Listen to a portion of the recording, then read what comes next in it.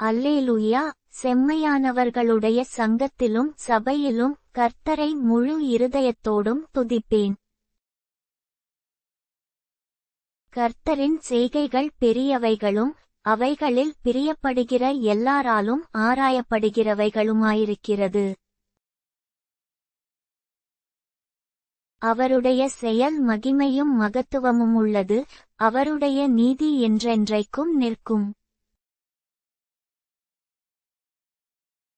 அவர் தம்முடைய அதிசயமான செய்கைகளை நினைவுகூரும்படி செய்தார். கர்த்தர் இரக்கமும் மனவுருக்கமுமுள்ளவர்.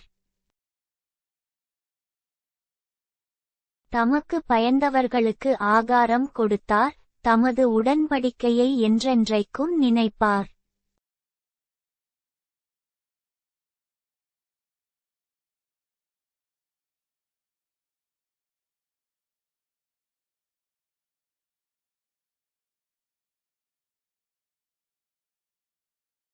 அவருடைய கரத்தின் கிரியைகள் சத்தியமும் நியாயமுமானவைகள், அவருடைய கட்டளைகளெல்லாம் உண்மையானவைகள்.